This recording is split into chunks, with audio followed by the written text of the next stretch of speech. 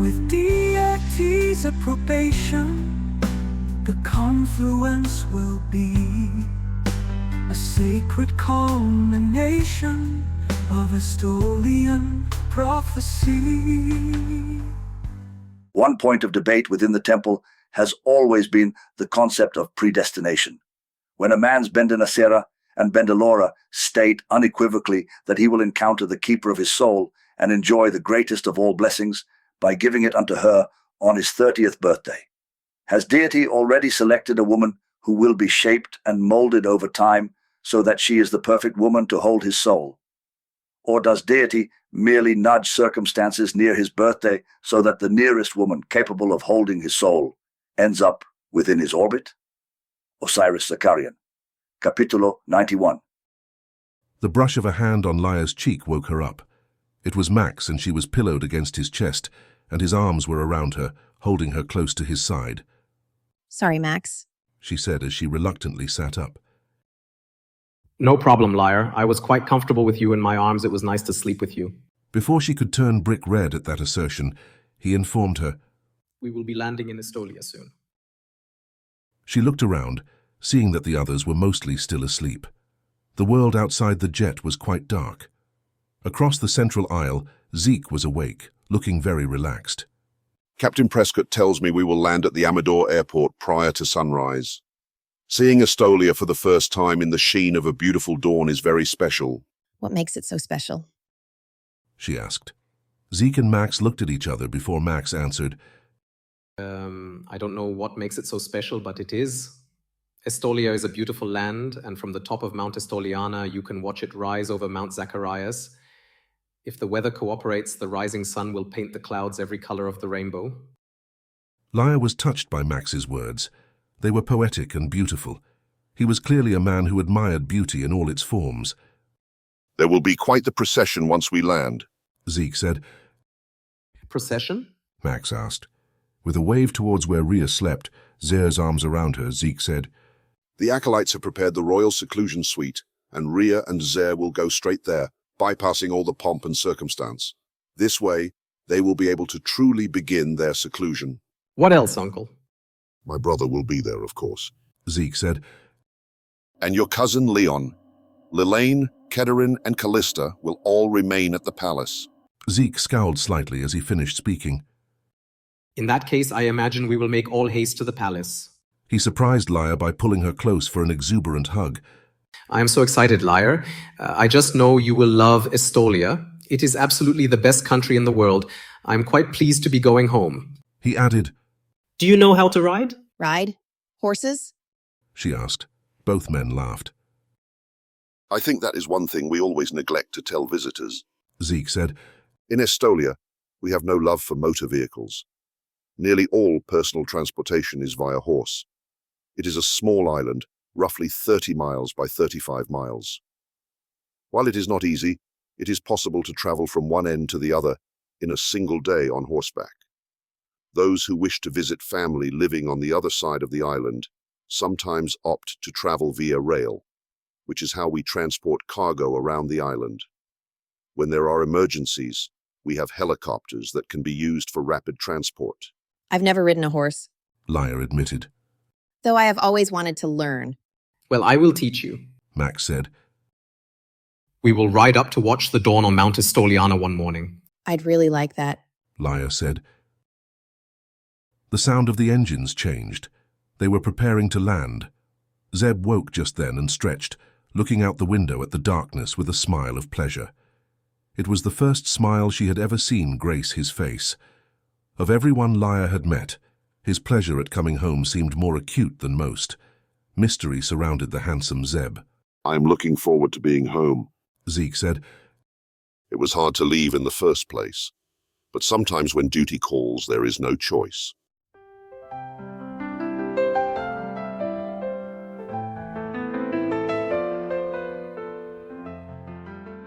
The airplane set down at an airport with a single runway, with a couple of hangars and one other building. It looked more like an addition to a field than a modern airport. She shared her thoughts with Max and Zeke. We do not allow foreign tourists. Zer said. Guests are allowed, of course, but we have a very strict policy when it comes to others. When people visit, they often enter Estolia at our more formal airport on the northern island of Pequeño. Just then the door opened, and the cool dawn air wafted into the cabin. Laya watched as the flight attendants, Captain Prescott, Zeke, Max, Rhea, and Zeb, all closed their eyes and inhaled deeply, smiling at the scent that reached them. To Laya it smelled fresh and crisp with the scent of trees, flowers, and the sea.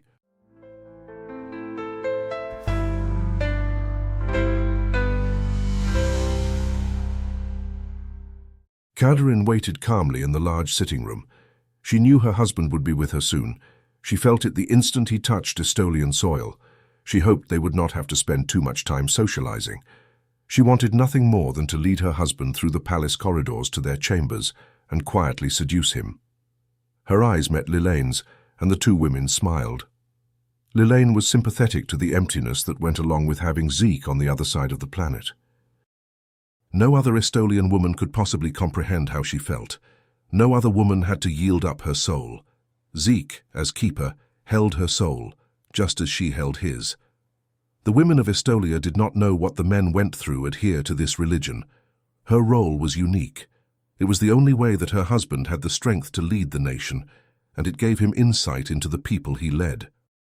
She glanced over at Emerald. Her oldest daughter was so awkward, tall, dark, and bone-thin. Katerin often imagined how Emerald would change when she found a man to love. She would blossom once she kept a man's soul. Through the unique, almost telepathic link created by their union, she would be able to sense his emotions in all things, including his true feelings when he looked at her. Katerin suspected Emerald would undergo a radical transformation once she was fleshed out with pregnancy, adored by the man who was lucky enough to find her.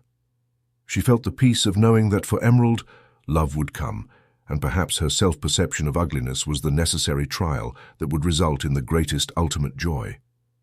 She suddenly felt the urge to place her vision on canvas.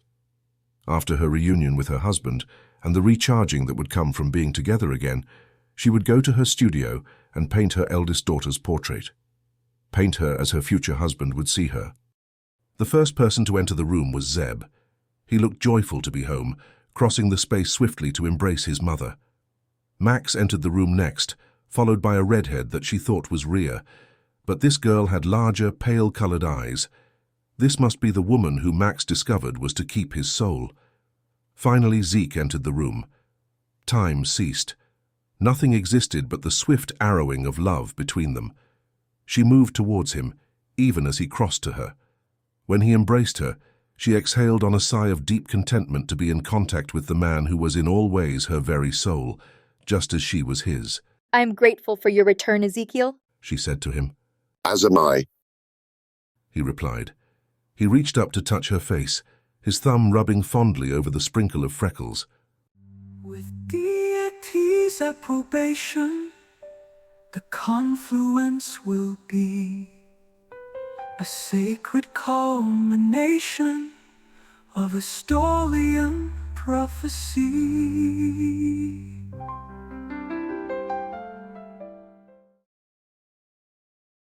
A confluence of romance, influence of coincidence. Three couples united by deity, far-sighted. Began as a simple trip, three Estolian men seeking the glow of an aura. The transition from one generation to the next is perhaps the most formalized ceremonial aspect of Estolia. While there have been those times when the spirit moves the keeper to adjust the timeline, normally the series of events follows a set pattern. At dawn, the day before the heir apparent turns 29, the keeper dons once again the sash of office of last resort, so that the future last resort and the heir will both be reminded, daily, of their obligations and of the many promises of deity that will be theirs if the heir is willing to keep the promise of Zacharias. Meredith Zakarian, History of Estolia. Zeke was grateful to return to his office. Katerin accompanied him to the temple. Sunrise was still an hour away, he judged. When the carriage reached the entrance to the temple, he did not exit right away. Instead, he leaned over and kissed Katerin, grateful that he was home again. Reluctantly, he pulled back. Go on, my love. She said. I know you need to recharge by contact with your other love. I shall visit the families in the elder housing. He chuckled. She was right. With a sigh of happiness, he climbed out of the carriage and then waved her on. The familiar elements of the temple, that Kedarin called his other love, left him feeling very peaceful. Subconsciously, he made a mental list of those things that made it so unique. Acolytes stationed at the main entrance, the unique sense associated with millennia of devoted care and continual use of their spiritual home, the murmur of voices in the various classrooms in their pre-breakfast lessons, and the exquisite beauty of his office with the statue of Zacharias by his desk.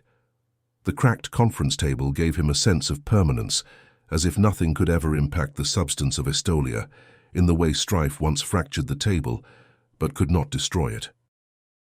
The ritual and tradition established by their ancestors were so ingrained in the temple.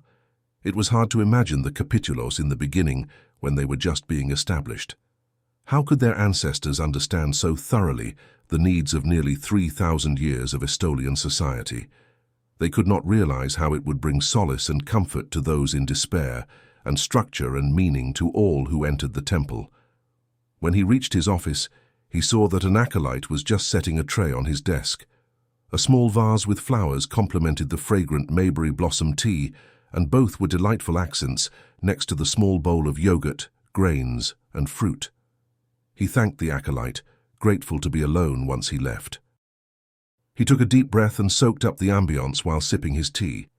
Nothing in the greater world came close to the way Estolia was steeped in the blessings of Deity.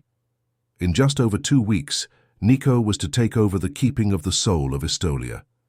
Zeke was reluctant to part with the position. It permeated his life so thoroughly that he could not imagine remaining meekly at home and being relegated to the role of second consul. He smiled to himself at the thought. Nico was going to be a fine keeper. He had the solid, settled, rational outlook necessary for the leader of their faith in these turbulent times. Thinking of Nico reminded him that he had not yet checked his messages that morning. He pulled his phone out of his pocket and saw that he received several texts.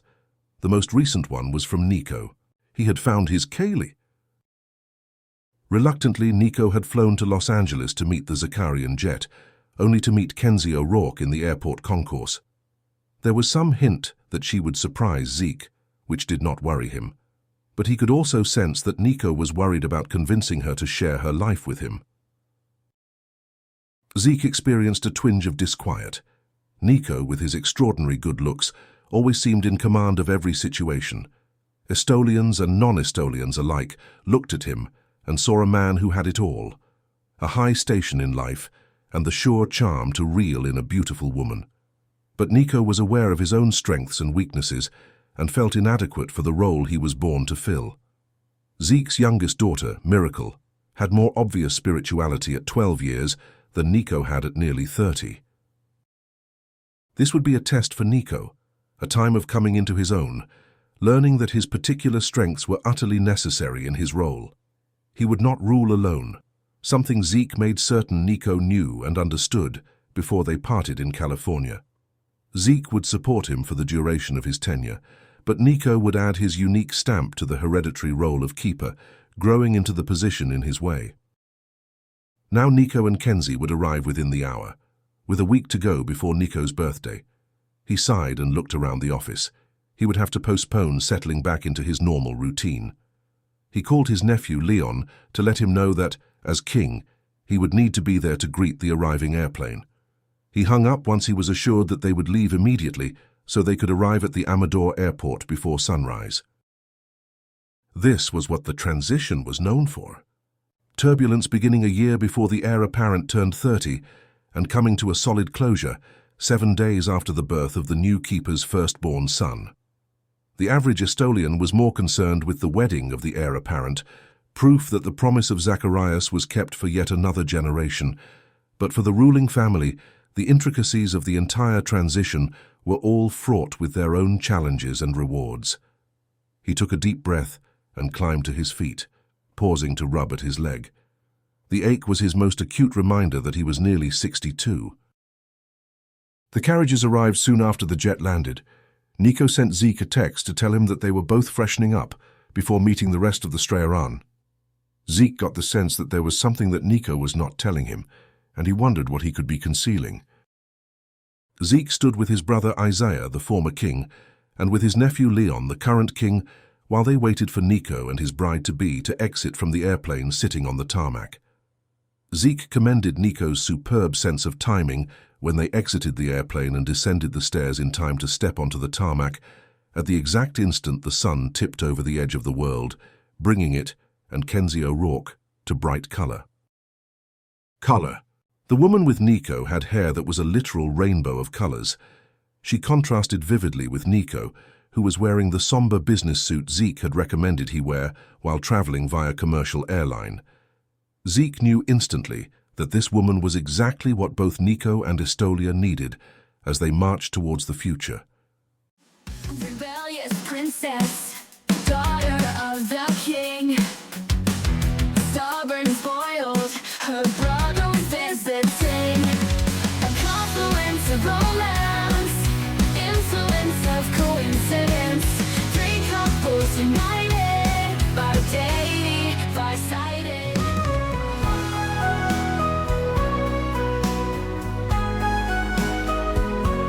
Ratification, dedication, with the spirit, consent, sacred connection. The semester I spent attending college in San Francisco, I learned how women in the United States approached intimacy and sexual relationships. The diverse perspectives ranged from an abhorrence of the act coupled with a fear and religion-based barrier to an open acceptance of casual intimacy. When I returned to Estolia with Jara, I had the chance to ask my uncle some questions that began burning within me. Why was promiscuity acceptable for the sons of Zacharias and not for the daughters of Estoliana? What about the women with whom my brothers dallied? Uncle Zeke's response only partially satisfied me. He said that young men are urged to use caution in their intimate encounters, never to take a woman's purity. In our modern times, they are educated on the risks associated with unprotected sex. He explained that these casual liaisons in their youth would provide them the contrast necessary to develop a deep and abiding appreciation for the soul-to-soul connection they would one day form with their Kaylee. Rhiannon Amador, Estolian Intimacy, an Introduction. By the time Lyra had spent a week in Estolia, she knew she would never want to leave. Nico returned less than 2 days after she had arrived, and with him was Kenzie, the woman Zeke predicted he would meet. She was an amazing woman with nearly waist-length hair that was a brilliant rainbow array of colors. She had a strong personality. As Zeke predicted, Nico was in love with her, an emotion that seemed obvious to everyone in the palace, except for Kenzie herself. At dinner, the night before Rhea and Jare were to come out of their seclusion, Zeke said, Tomorrow, Nico, Leon, Isaiah, and I will go to the ceremony room with the elders and acolytes. We will pronounce judgment on Zer and Rhea. If the Spirit sanctifies their union, we will escort them to the cathedral for the wedding to finalize their holy relationship. Zeke looked over at Lyra and Kenzie and added, I am sorry, my dears, but the marriage ceremony will be in the Estolian language. Rhea will have to translate for Zer. Before Lyra could say anything regarding that revelation, Max said, I will sit with Lyra and translate for her. He grinned over at Nico and Kenzie. I am sure Kedarin will be able to translate for Kenzie. Zeke beamed at them. Excellent idea. The various members of the family discussed the wedding with excitement. To Lyra, Estolian weddings were a mix of complexity and simplicity compared to her sister's wedding. She gathered, from the conversation around her, that they were planning the details of the wedding ceremony casually over the course of one meal, instead of the 6 months of tedious planning that went into Penelope's big day. She thought the Estolian way was better. The number of details seemed similar, but she would rather fuss over them for 12 hours rather than 6 months. Dedication. The cathedral was small but exquisite, built next to Mount Estoliana. Max escorted Lyra into the building and seated her in one of the front seats, settling next to her. His arm was around her shoulders, and he spoke in a whisper, his breath warm on her ear. This is considered a formality so long as the couple received sanction prior to the actual consummation. This means, of course, that there is a small chance this marriage might be forbidden. But Zeke was there in the States when they first met, so I do not believe it will. Does it ever? She asked him. He looked thoughtful, considering the question, before saying, I know of at least one incident from history where it happened that way, but it seems like there might be a few others. He shrugged eloquently, as if the answer was unknown and unimportant. Laia suddenly felt as if she could say something that had been in her mind over the course of the days she'd been in Estolia. She said, It often seems to me, Max, as if there are two languages in Estolia, the spoken word with its surface meanings and an underlying one based on symbolism. I admit there are many things that are intuitively understood here, and thus, when we speak, much of the message is buried within context. I have heard, however, that you are making a lot of progress learning our language. Yes. she said slowly. But the undercurrents I sense aren't based in the language so much as the belief system you share. Before he could respond to her observation, they heard the sound of many feet on the tile floor and looked towards the entrance. Several dozen acolytes and elders in their religious robes were entering the cathedral, escorting the glowing couple to the dais. During the short ceremony, Zeke declared with evident satisfaction that the spirit had sanctified and ratified their union before Deity and the royalty of Estolia, and that Zare Alfonso Amadore and Ria Zakarian Amadore would be married for all time, and into eternity beyond this life, with all the blessings that came with keeping the promise of Zacharias. Max sat next to Laia, his arm around her shoulders, so he could whisper a translation for her throughout the ceremony. She did not realize how often she leaned close to him, subconsciously declaring her interest in him. After the seclusion, no mere illusion, together we face a life of dedication, ratification, dedication, with the spirit, consent, sacred connection.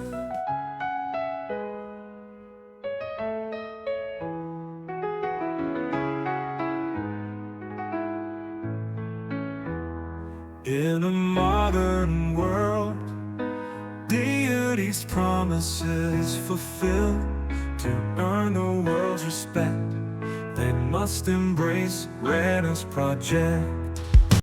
When Ria asked me about the sexual freedom enjoyed by Estolian men, neither of us were satisfied with my answer. I suggested that she do further research, but knew in my heart it was what I was telling myself to do. Many Estolian men find casual bed partners while in college. But I wondered, how many Estolians did not take advantage of that freedom? I was never tempted by any of the women I met while I was away at college. Even the few times I kissed a woman on a date left me feeling as if I was cheating my future Kaylee. When Gregorio and Dominic so openly challenged the double standard, I wondered how many men quietly followed their example. Lazarus Ezekiel Zakarian, Capitulo 88. Laia spent most of the ride back to the palace from the cathedral, thinking about the people she had met since her sister's wedding. They were always pleasant to her, including her in everything as if she was a member of the royal family. As she had pointed out to Max, there was a hidden subtext simmering under the surface of nearly every conversation, one that seemed to gain momentum each day she was there. At one point she thought it was specifically about Nico's birthday, but she later learned there was another ceremony 8 days after his birthday, the day before Max would turn 30. So perhaps that was what everyone seemed to both discuss, but never quite mention. Through all the swirling eddies of family interactions, Max was the one constant, always nearby, always seeing to her needs and never giving her any indication as to his feelings. Max might never see her as anything other than a peculiar obligation he had picked up one day at an American wedding. After Ria and Zare's ceremony in the cathedral, the two declared their intention to live in the elder housing complex near the temple. Foreigners who marry Estolian women are urged to embark on the elder year of study so they can begin to understand the finer nuances of being Estolian. Ria explained to Laia, smiling fondly at her new husband. Being near the temple will make it easier for me too. I plan to work with Nico and Zeke on a new project providing similar education for women. It will be refreshing to spend time here in Estolia, where money has little use, and most individuals live their lives humbly. Zer added. Not that humble. Ria contradicted. Estolians believe in the best. Distracted by Ria, Zer did not respond for several heartbeats. I agree. I have been impressed at the quality of everything I have encountered here. In the construction of the new elder housing, and in the quality of the linens and furnishings. I do not believe any other nation on earth compares. No mere illusion. Together we face life of dedication. That afternoon, Laya met with Ria for tea. Your country is extremely fascinating. By fascinating, you mean confusing? Ria said with a laugh. There's a lot I don't understand. When Estolians talk, it's as if there's something more being said than what I hear. Ria nodded, sobering. There are intricacies to the Estolian faith that influence our conversations. Men, for example, tend to concern themselves with religion more than women. For a woman, living the faith is extremely simple. Stay chaste until you find a man to marry. While that is not always as easy for us as the men seem to think it is, the inducement to comply is quite powerful.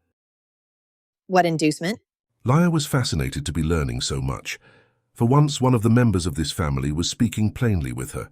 Ria's smile was hard to read.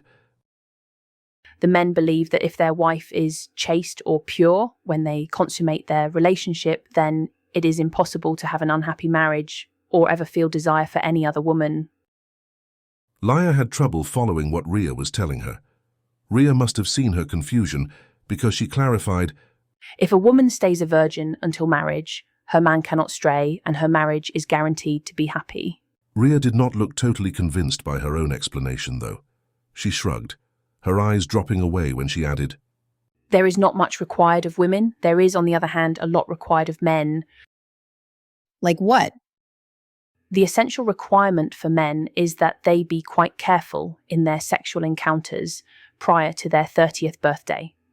They should never take a virgin to bed if they are merely experimenting with sex. It is only when they reach the age of 30 that the most critical requirement is given to them, that they should marry a virgin. Laya was not certain it made sense. But Ria, it seemed obvious to me that you and Zer had already... She broke off, blushing. She could not say she was certain they had already slept together. That brought back Ria's levity. She giggled. You are right, Laya. We had indulged. Let me explain, she said. She went on to tell Laya some of the story of her brief courtship with Zer. When it was clear Laya did not fully understand, she beckoned her over to the window looking down onto the forecourt and the massive pond. Once Laya was there, they could both see Kenzie and Nico talking next to the fountain. At midnight tonight, when Nico turns 30, he will seduce Kenzie, take her virginity, give his soul into her keeping. For Estolians, the soul is very real, very precious. They will make a most serious exchange. He will take her virginity, she will take his soul, and Deity will give them a son as a reward for keeping the promise of Zacharias. Ria went on to explain the seclusion suite to Laya. While she was speaking, Laya compared her explanation with Zeke's. The emphasis was different, but the idea was the same. After the seclusion, no mere illusion. Together we face life of dedication. Ratification, dedication, with the spirit's consent, sacred connection. In shadows I wander, streets cold and long. Voices in the distance, where do I belong? Seeking warmth, a door left unbarred, a place where I can reveal every scar. Earlier this century, humanity teetered on the brink of obsolescence, ensnared by our own divisions and the inertia of ignorance. Yet it was the audacious spirit of the rising generation, coupled with the steadfast resolve of everyday citizens, that altered our fate. In the wake of the tragic loss of Tvelok Nirmax and his remarkable wife, a granddaughter of Glialru, whose assassination had once deepened our chasms, something extraordinary occurred. The bullet that struck them ignited a spark of kinship among us, shattering the barriers of separation. In that moment of shared grief, we stood united. We finally recognized that our similarities far outweighed our differences. What had once felt like insurmountable despair transformed into a collective determination to heal our planet. Today, we breathe the air of a reborn Earth, and it is a testament to the resilience of the human spirit when it embraces compassion over conflict. Dr. Egon Phoenix, New York Template, editorial, June 18, 2042. Lyra was getting clear answers to her questions, rather than the subtle undercurrents that left her confused far too frequently. What if a couple decides they're not compatible at the end of their seclusion? She asked. Deity makes the union right. Estolians know if they follow the dictates of Deity, there is no chance the marriage will fail. Rhea said. And what do you think about that? Lyra asked her. She often got the sense that Rhea was looking at her own faith with evaluating, measuring eyes, as if looking for flaws and faults within it. Did Rhea believe what she was saying? Or was she merely parroting words she had learned over the course of her life, words she was actively weighing? Rhea's voice was firm when she responded. Lyra, it is true. She shared some additional details about the events leading up to her union with Zeri, emphasizing her concerns about the education of young Estolian women. But, from what I have seen of the greater world, I believe Estolia is at risk if the women do not receive additional instruction in the faith. And Uncle Zeke agrees with me. Once Nico has finished his seclusion, he will become the leader of the faith, and Uncle Zeke will retire. He has promised to work with me to develop an education program for young women, very much like the Acolyte Year for young men. That sounds exciting, Lyra said. It must be nice to feel like one had a purpose in life, to fulfill a need and make a difference to society. I have been meaning to ask you, Lyra, whether you would be willing to be a part of our first year. The best way to learn about foreign languages is total immersion. I believe it is the same for our faith. Lyra felt as if a heavy weight just lifted off her heart. This was something she could focus on. It would give her breathing space, particularly if it took a full year, and she would be helping Rhea as well. I would love to be a part of that, Lyra said. I'm very grateful for the way your family has taken me in. I have never in my life felt such a sense of belonging. I'm glad you feel that way. I too feel like you belong here. Rhea glanced out at the couple speaking by the fountain. Estolia has always been good at making women from other nations feel comfortable here. But not men? Lyra guessed, noting a hesitant tone in her friend's voice. Rhea shrugged. She had a pensive look on her face.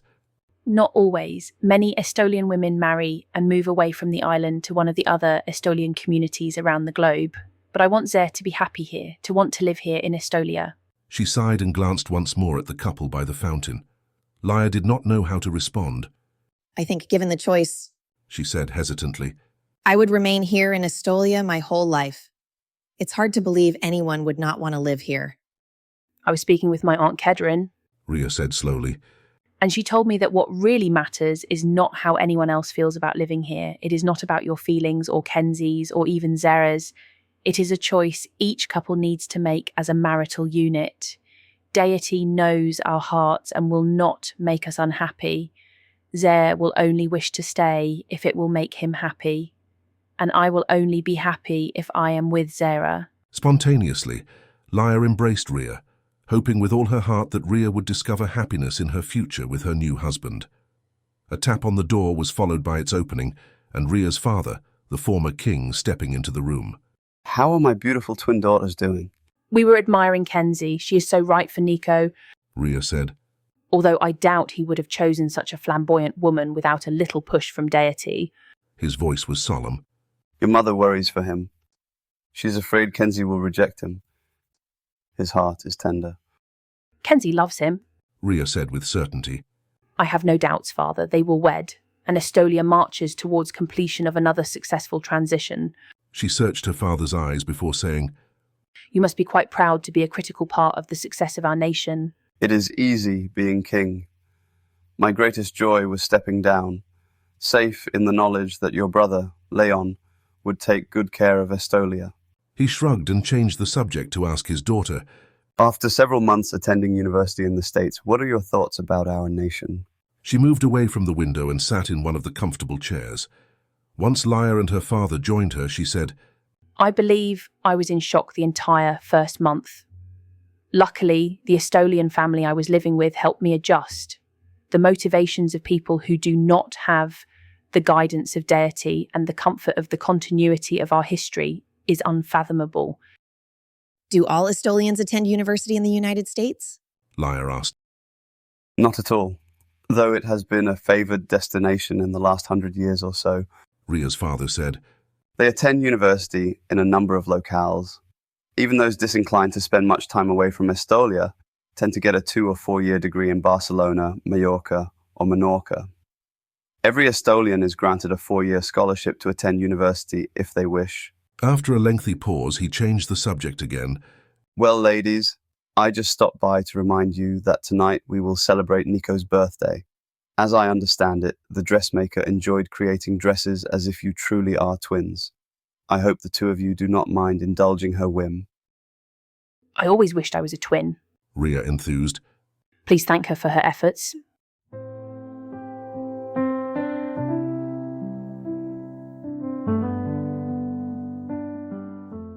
Several hours later, Lyra and Ria were finished dressing and preparing for the evening. They stood next to one another and looked at their reflection in one of the antique mirrors. She and Ria looked nearly identical, aside from the color and shape of their eyes and the texture of their hair. I heard Max and Nico talking earlier. Lyra said. Nico was saying he was glad he would be done with his seclusion in time for the party the night before Max turns 30. Is that the way it is always done here? Ria nodded. Men believe the best possible way to spend their 30th birthday is in bed with their Kaylee. A long time ago, they started celebrating their 30th birthday the night before.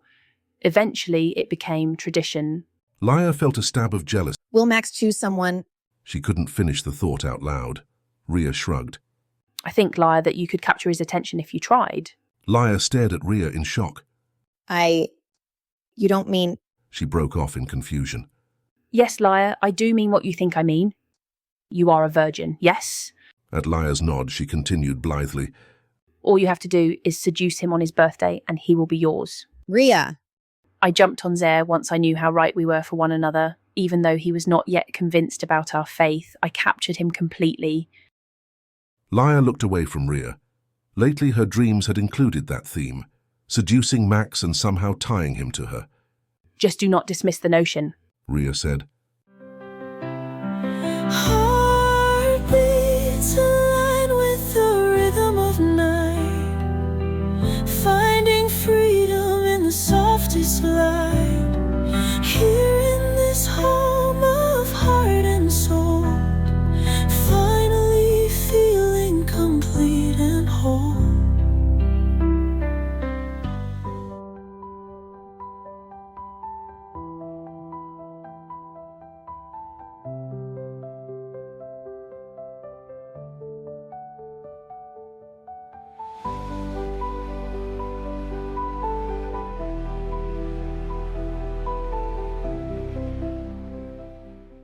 The ceremonies, celebrations, and traditions of Estolia are part of our rich heritage as the longest-lived nation on the planet.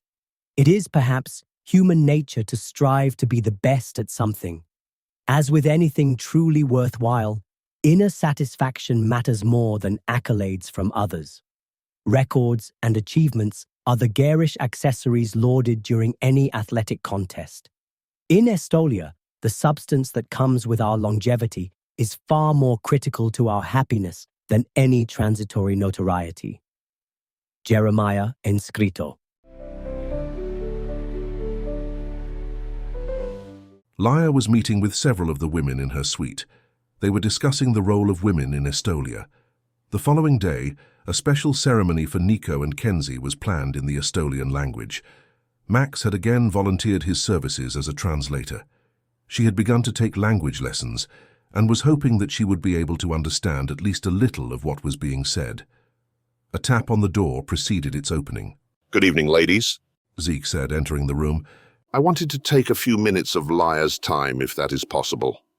Their study hour was almost over, so the other women stood and rapidly left until she was alone with the religious leader. Zeke sat across from her. How are you doing, Liar?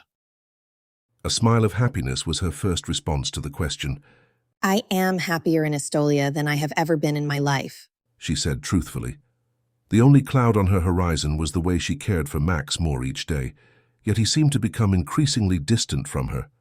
He smiled at that. I am very glad to hear it. He was quiet for some time before he took a deep breath and continued. Tomorrow, I yield up my position as leader of the Estolian faith to Nico. It is the most critical ceremony in our religion, and only happens once every 30 years. I have realized that you can, if you are willing, have an important role in the events of the day. What role? She asked. The keeper of the soul of Estolia is the leader of our faith. As we are a type of theocracy, the keeper is the ultimate authority in Estolia. It is a position of grave responsibility. As king, Leon is the one to whom the pomp and circumstance are attached, but Nico will be the true leader. This is why his confirmation to the role of keeper is so important. Everything Liar learned about Estolia fascinated her. She was not sure, however, how this related to her. Zeke explained, Once the keeper and his Kali are confirmed to their positions, it is traditional to have him give a blessing. This is often overlooked in our history, but I know how critical it is. It is only once Nico acts in his new capacity that he will understand the power of his position. As I meditated on the ceremony, I realized that giving you a blessing will be perfect for him. Through it, you will both receive guidance. For you, once you receive an English translation, you will have the words of the blessing to guide you. Nico will not realize exactly how important this action is for his development until he is actively giving you the blessing. I would be pleased to receive a blessing. Zeke made it sound like, by allowing Nico to bless her, she would be doing him a favor. Excellent, my dear. The blessing will be in the morning, and we will have a special celebration in the evening. While not unheard of, it is also not common to ask guests to receive a blessing.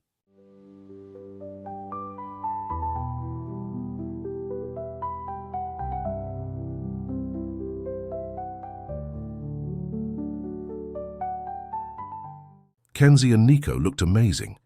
He wore the flamboyant robes typically donned by Zeke, standing next to Kenzie, who was dressed in a striking red robe.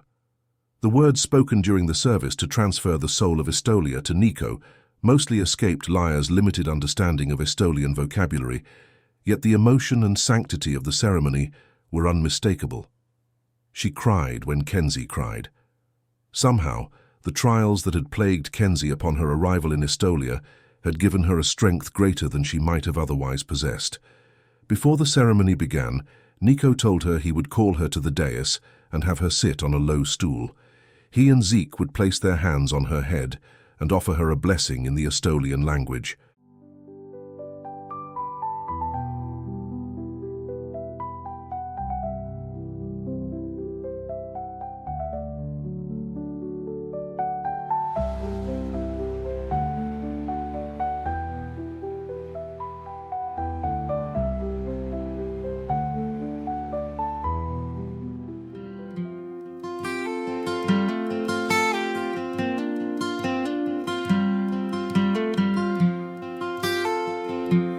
Darkest hour, we feel the way is darkest before dawn. Don't lose your faith.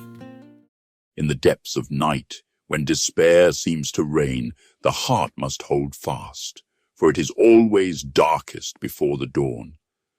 Those who endure this shadowed hour shall be the first to witness the glorious sunrise, revealing the hope that was hidden in the darkness. Let not your spirit waver, for the light is but a heartbeat away. Acetius of Anoxes, Scroll of Resilience, 728 years before the current era.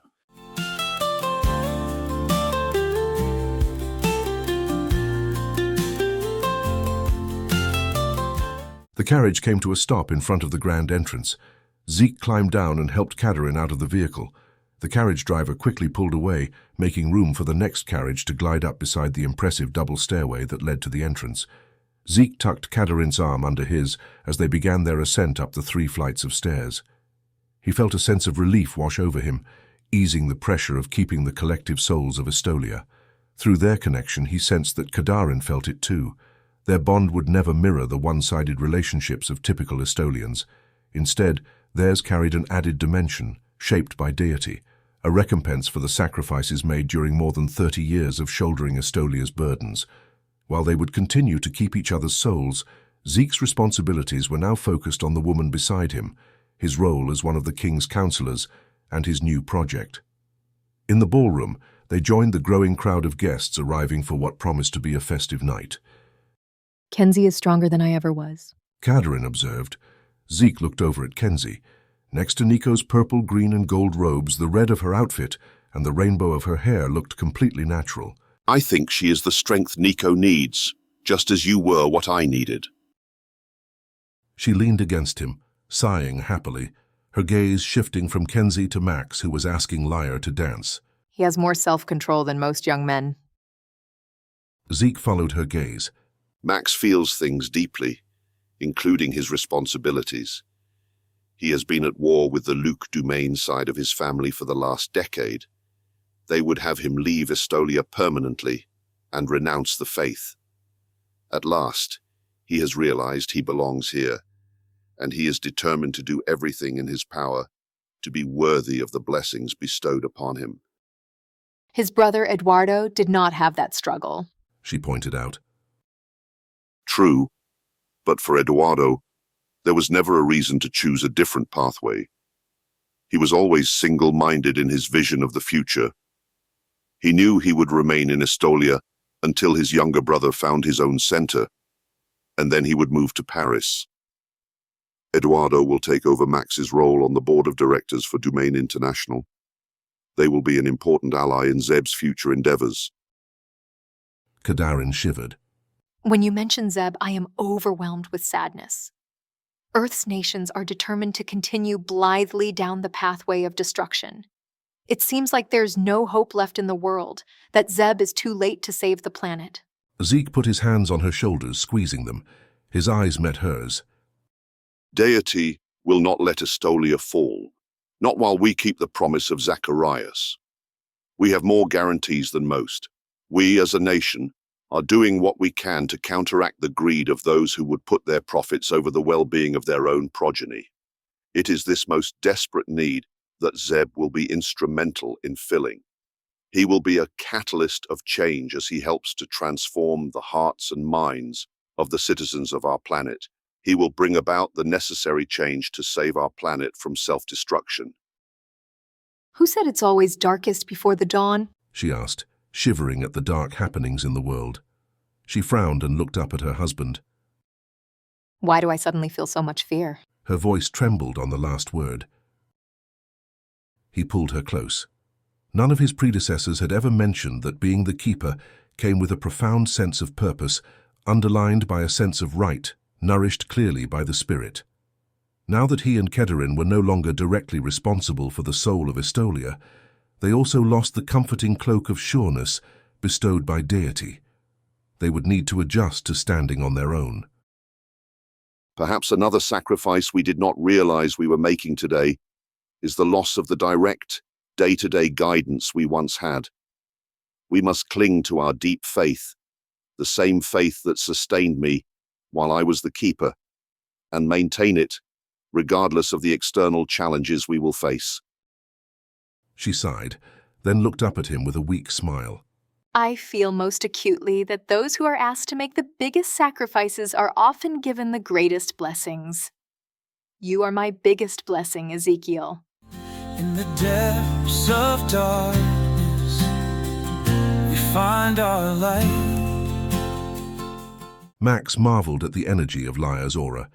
He knew some men were gifted only a few seconds with it, others never saw it, but instead were given a steady sense of a union being right. He was not sure why he was given nearly 18 days of her beautiful aura, but on this night, It was positively scintillating. He never thought he would be one so gifted.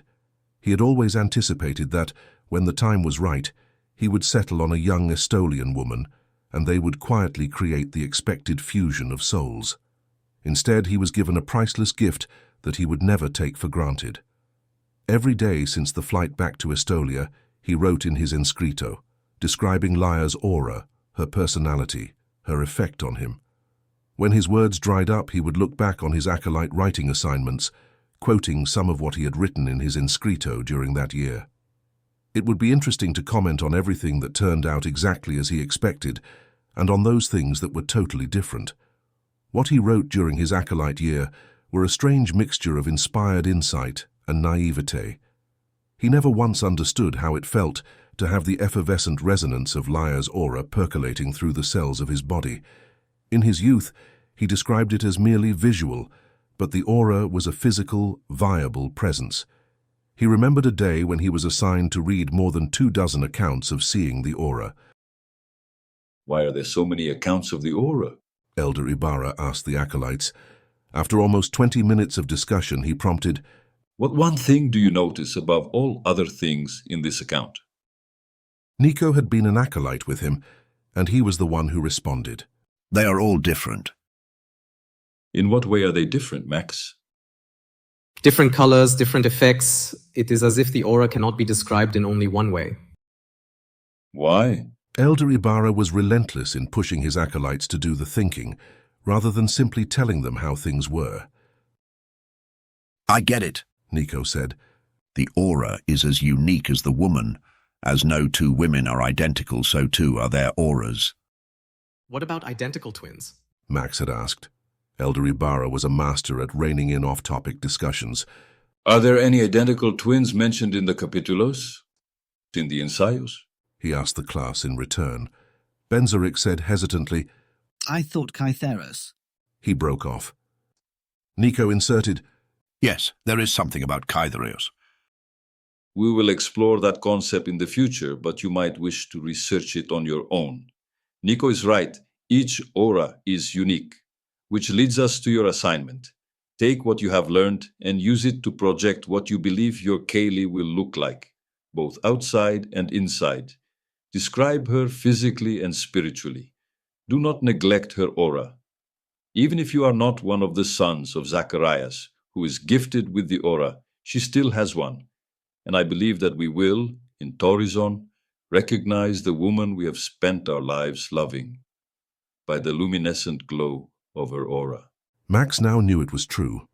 Nothing else could explain the way that Laya's aura scintillated, glowed and pulsed in time to his heart and to the subtle rhythms of the universe.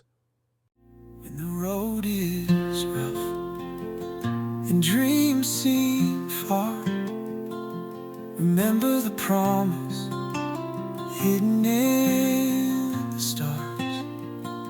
For those who endure, the blessings come. A glorious day, and we'll sing as one. The brightest dawn, the most glorious sunset to grace mine eyes. The beauty of 1,000 lifetimes, all surpassed in that one moment when I stumbled unaware on the keeper of my soul.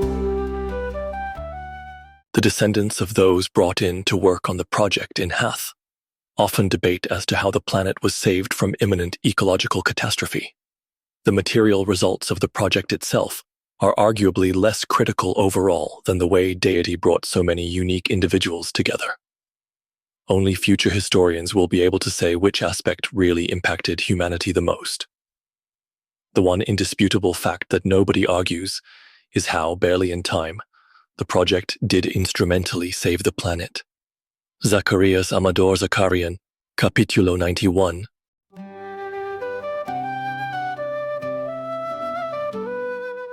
Looking back, Max marveled at how much he had written. He once thought he would not be gifted with the aura, yet he had imagined so much. Strangely, several of his classmates did end up seeing an aura. Benzerik came to mind, recalling when he met his Kaylee in one of the palace rooms. He also remembered Jerome Blankenship, who was gifted with the aura during his trip to Vancouver to work with the designate there. Earlier that day, Laia had received a remarkable blessing. They would study the words together, uncovering the different layers, nuances, and meanings behind them. Several lines from her blessing kept resonating with him.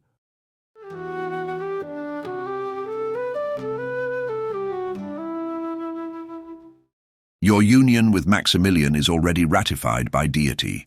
You will help Rhiannon bring balance to the religion of Estolia by establishing an educational program for the daughters of Estoliana. This generation must craft how Estolia will appear to the world, to be a voice for change. Never doubt your impact on Estolia and on the planet. Happiness and joy will walk with you throughout your life. Estolia needs you, Laia. Max had never heard of a union ratified in advance, nor so publicly. He was grateful that the ceremony was less interesting than other events in the transition. The different elements of the blessing made the presence, guidance, and protection of Deity more real to him than it had ever been before. He wanted to ask her to dance, but he was not sure he could continue to exercise restraint if she was in his arms. He felt as if every cell in his body wished to fuse with hers. You do not have to wait any longer, Nico whispered in his ear. Max looked at his cousin before looking back at Laia. I don't want to do anything wrong. There is nothing you could do wrong. Nico paused and then asked him, What do you want to do?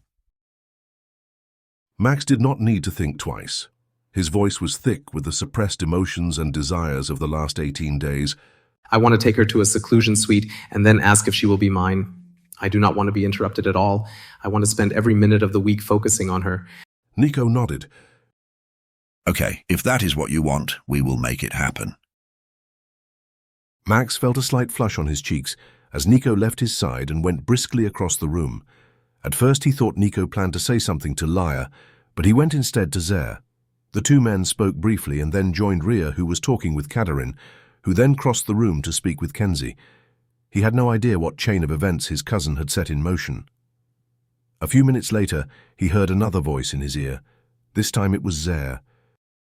I have been asked to bring you out to the front of the palace, he said. Max went with him. Whatever they planned had to be better than indecisive dithering. At the entrance to the palace, he looked down and saw one of the smaller carriages was standing in the forecourt. Nico, Kenzie, Laia and Rhea were all standing near it. He and Zari descended the stairs and approached the others.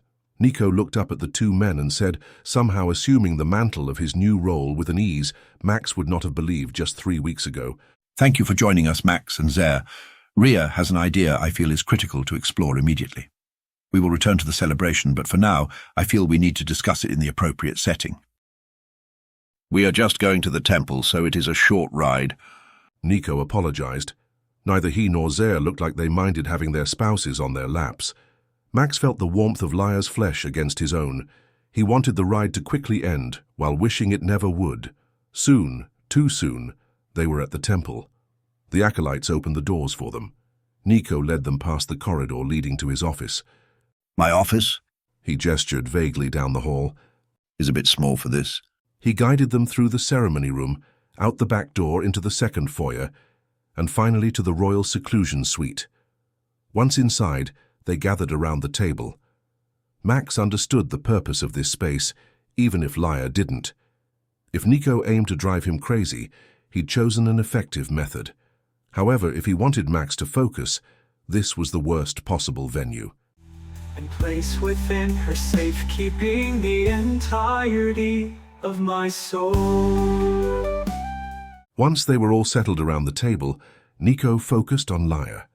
His voice was brisk when he said, Rhea wants to start an education program. To do this, she will need a partner, and she hopes you would be willing to consider it. He directed this to Laia. I know she has already spoken to you about it.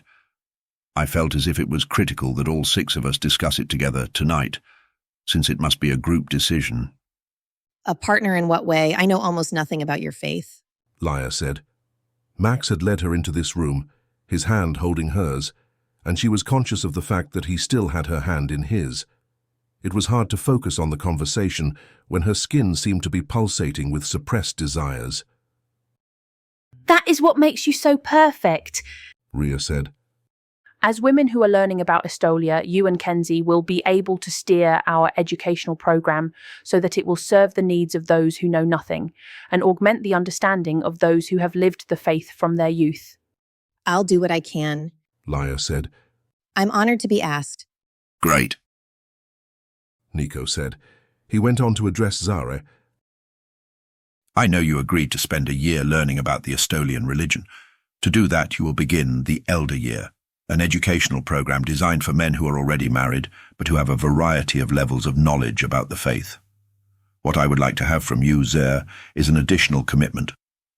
If you find you wish to embrace the Estolian faith, I would like you to consider a second year in the mastery program my uncle plans to establish. Zer smiled over at Ria and answered, his eyes never leaving hers.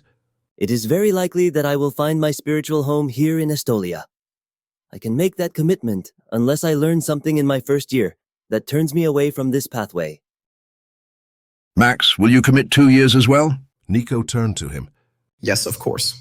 Great, Nico said again as he got to his feet.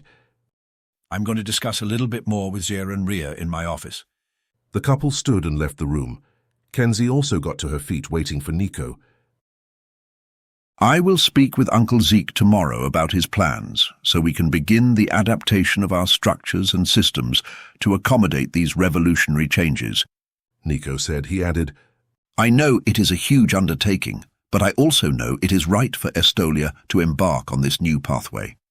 He joined Kenzie where she waited for him, then said, We will leave the two of you to discuss the finer details. The click of the closing doors punctuated their abrupt departure. The beauty of 1,000 lifetimes all surpassed in that one moment when I stumbled unaware on the keeper of my soul. A strange confluence of 3 sequential birthdays and the influence of the Estolian way.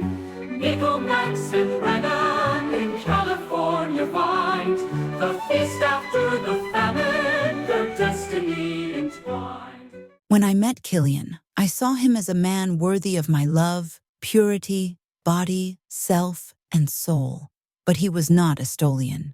On our 3rd date, we celebrated his 30th birthday. As he described my aura, I felt as if fate had gently taken the reins from me, guiding me into my future.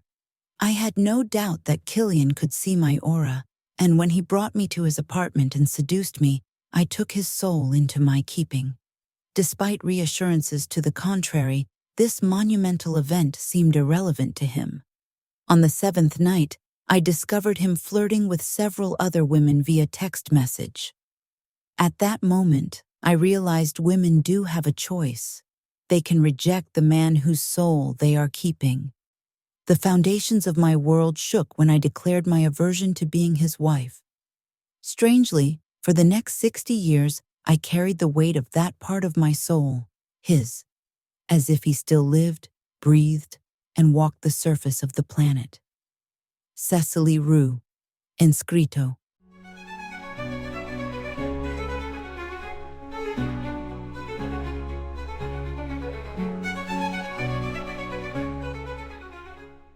Laia watched as the two left the room and then turned with a frown to Max. I'm not quite sure what just happened, she said to him. He chuckled. My cousin has never been subtle. He stood and crossed to a cabinet against one wall, pulling out a bottle and 2 glasses. The soft clink of glass echoed as he poured the effervescent golden wine. With a gentle touch, he dimmed the lights, casting a warm, intimate glow. Another flick of his fingers, and the room filled with the soothing strains of classical music. He approached her, offering one of the glasses. Come, he said, while gesturing towards a small sitting area. We will be more comfortable over here. I have a question for you. You have learned a lot about Estolian customs since you got here, he said to her. Yes, she agreed slowly. Particularly about marriage, she added, having attended 2 Estolian weddings since her arrival. It is customary for men to try to marry as close to their birthday as it is possible. She nodded, remembering how often thoughts of his birthday had snuck into her dreams. Liar. His voice broke, and he paused to sip the wine before starting again. He took another sip of his wine. He was obviously nervous about something. What is it, Max? She prompted. You are so beautiful. I want you to be mine, my wife, my other half, my everything. He blurted out. She looked at him in amazement. Could this be yet another dream? I didn't think you cared for me, she said, remembering how distant he had been the last several days. Oh, no, liar, I care. I have known since I first saw you that I wanted you to be the keeper of my soul, my Kaylee. Knowing that, I have had to avoid you, to keep my desire for you from overcoming my common sense. Lyra raised the glass of wine to her lips, savoring the velvety taste, before placing it down gently on the table. The intensity in Max's gaze mirrored the hunger she had felt in her erotic dreams every night since arriving in Estolia. After setting his glass next to hers, he reached for her hands, his grip warm and firm as he met her eyes with unwavering intensity. I had to ask, to give you a choice. His voice resonated, the warmth of his breath brushing against her skin. I could have simply tried to seduce you, but I wanted us to decide this together. Standing up, he drew her to rise with him, his movements graceful and commanding. I choose you, Lyra Langham. Will you choose me? Was he just asking her out of convenience? The elder year that Nico mentioned was only open to married men, and he had just promised to do that. Is it just because I'm available? She asked. She was reminded of her mother's words. If Dwayne must have this foreigner as a groomsman. She made him sound like a terrorist. We can always have Lyre opposite him. Just think, Pen, how exquisite you'll feel when compared to her. In fact, all the bridesmaids will be gorgeous next to Lyre. She does have her uses, you know. Dwelling on feelings of inadequacy accomplished nothing. She shouldn't define herself by her mother's measuring stick, yet she still struggled to let go of her parents' words and opinions. The same hurt that had accompanied her throughout her life lingered, even after meeting Max. She looked away, attempting to push aside both the hurt and her feelings of inadequacy. She didn't want to be a mere convenience for him. He moved closer, his warm hand lifting her chin, encouraging her to meet his gaze. Liar, I fell in love with you the instant I saw you. I knew I wanted to be with you the rest of my life the minute I spoke with you. The warm press of his lips over hers sent a shockwave of sensation from her lips to her toes and back to the press of his hips against hers. His lips nibbled at hers, and she felt her objections melt away. She wanted him to want to be with her for the rest of their lives. She kissed him back fervently. Their bodies pressed together told her that his imagination was also alert, as was his body. She pulled back slightly, looking at him for reassurance. You really love me? She asked him. Yes, Lyra, I really love you. I was stunned by your incredible beauty, amazed that your family did not value you for who you are, that they could not see you as beautiful. I did not think an ordinary guy with thinning hair like me stood a chance with you. Ordinary? She was incredulous. You're not ordinary. You're the most attractive man I've ever met. She caressed his face. I thought I was crazy to imagine you could care about me. She flushed as she admitted. But I've dreamed about you falling in love with me since I met you. I assumed you must have some beautiful Estolian woman already waiting to marry you as soon as you turned 30. Lyra, there is only one woman I will ever marry. I will marry you or nobody, and I would much rather marry you than live my life alone. But if I cannot have you, I would rather have no one. He kissed her again, his hips softly rubbing against hers. Cool air on her back brought her thoughts back into sharp definition. She grabbed the dress before it could fall to the carpet. Maximilian. She closed her eyes and said his full name slowly, savoring it. We can't. What would Nico or the others say if they walked back in here? She did not want to deny him. Opening her eyes again, she looked up into his face, unsure how he would respond to being thwarted. He cupped both sides of her face and said, This is the seclusion suite. None of them are coming back. We will not be disturbed. He kissed her softly before pulling back to tell her, One of the things contained in your blessing today was the approval of our union by Deity. Normally, Deity waits until after the seclusion to ratify a couple, but in our case, by Estolian law, if we want to be, we are already married. Really? He nodded. Then he grasped her hand and led her towards a heavy tapestry. Pushing it aside, she followed him into a small room dominated by a large bed. A lamp illuminated the space. He looked at her. Liar, please tell me you will be mine. Tonight, tomorrow, and every day for the rest of our lives. Tell me you will keep my soul safe, create children with me, and try to learn to love me as much as I already love you. Please say yes. While he spoke, she felt each word imprinted indelibly on her memory. She responded by releasing the dress she had been clutching to her chest, allowing it to fall to the floor. Then she reached up to the buttons of his shirt and began to unbutton them. The last of their outer garments fell to the floor, and she looked up at him, knowing she was blushing to be standing before him in nothing but her silky undergarments. She moved closer, raising her arms to hook them around his neck, pressing her body up against his. The feel of his naked skin against hers was more erotic than the dreams she had, especially when he cupped her buttocks and pulled her hips up tight against his rigid arousal. I'm yours, Maximilian Luc Domain, forever, she whispered in his ear. He responded by kissing her passionately. Time ceased to matter as they dropped their clothing haphazardly on the floor and pushed back the covers on the beautiful bed. He lay back on the bed, looking at her as she crawled onto it, leaning over him, her hair falling like a curtain of molten lava around his face. She felt wanton. She could feel the heat of his body beneath her, and she looked down at him, feeling reckless and daring. Ria said I should seduce you, make you mine, she said, straddling his hips. He sat forward, taking one nipple into his mouth while his hands caressed her back, hips and buttocks. What did you say to her? He asked as he transferred his attention to her other breast. I didn't think it was right to trap you, she said. One of his hands cupped her, feeling the slick heat of her arousal. She was breathing in short gasps, impatient to know his possession. She shifted her position, looking down at him as his hands moved to span her hips, holding her poised over him. I am not as altruistic as you, liar, he said. I want to trap you, make you mine, and keep you forever. Are you sure? She asked him. She could feel his body pressing against her. Oh yes, liar, he said, his breath leaving him in a hiss as he pulled her down onto his body, sliding inside of her. She let out a long, drawn-out musical sigh of pleasure. In the next few minutes, they reveled in the sensation of two bodies becoming one, while two souls merged permanently, an elemental fusion that was always destined to be. In California finds the feast after the famine, their destiny entwined.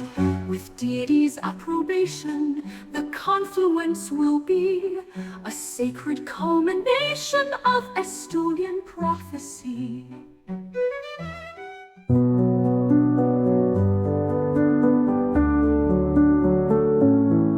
Beneath the whispering sky we find a place where hearts and minds unwind. In the face of nearly losing our planet, we discovered that true strength lies not in grand gestures, but in the steadfast actions of individuals. Each small choice we make for our Earth echoes louder than any voice alone.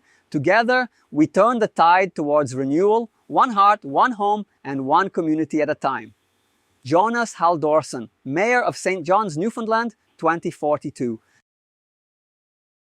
7 days later, in Nico's spacious office, Lyra and Max met with the other newlyweds, Nico and Kenzie and Ria and Zer. She looked around at the office with its immense cracked stone conference table and the accumulated treasures of more than 2,700 years of Estolian history, and then grinned at Nico. You misled me as to the size of your office, Lyra observed. No. Nico contradicted her. I can say definitively that there is not enough room in my office for me to begin my tenure as keeper, and for you to use it simultaneously as a seclusion suite. He chuckled. I believe that whether or not deception was involved, you will forgive me. You're right, she said. She looked at Max and reflected on how her life had spiraled through various phases, from her dead-end existence with her parents to being disowned on her sister's wedding day, and finally to the glorious new beginning here in Estolia. Max slid his arms around her as two other couples indulged in their own displays of affection. Just then, the door opened, and Zeke walked in with Kederin by his side, smiling at the gathered couples. I recall, Zeke began. When you, Nico, He looked at Nico before turning to look at Max. and Maximilian both declared your intentions to travel to California before going on to Canada. That was when I realized a most fortuitous culmination of circumstances would bring together three couples, one after the other. I knew that, as the keeper, I would be asked to give a great sacrifice and leave my darling Kederin and travel with you, to ensure that you three couples met one another, recognized your connections, and then worked towards this moment. Nico said. I knew, Uncle, something momentous had occurred to you. He paused and glanced briefly at Kenzie, before looking at Max and Zaire. There truly is no other nation that reaps the blessings Deity gives us in abundance. Your three sons will be born on the same day. Zeke prophesied. They will be an incredible resource for Estolia as Sebastiani's actions become more pronounced. They will have, in many ways, a more critical role even than Zeb's, helping to shape our nation in the future, redefining our role in the greater world, and nurturing our fragile planet. This confluence that brought you six together was as critical to the future of Estolia as anything Zeb will do, or that our next king, Tiernan, and his last resort will do. Nico had a strange look on his face. Lyra watched him curiously. It was as if something grandiose was visible to him, something epic. After a second, his eyes focused back on the here and now, and he said with a low but powerful voice, Uncle, I see what you see, and I know it is true. Our lives as Estolians will be impacted by the events taking place around the world in the opening half of this century. Nico looked at Kenzie. He lifted his hand to run it through her rainbow-colored hair before he turned to look at his sister and then at Lyra. I do not believe it is possible to put into words what I now know to be true. But I can say without hesitation, you three women will be pivotal figures in the drama of the capitulo just commencing. By the time my successor takes over, we will know just how critical the last month has been to the future of our world. In gentle breeze, where dreams take flight, we'll hold on tight through darkest night.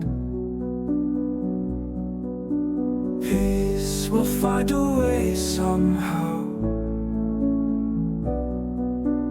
Hope is growing here and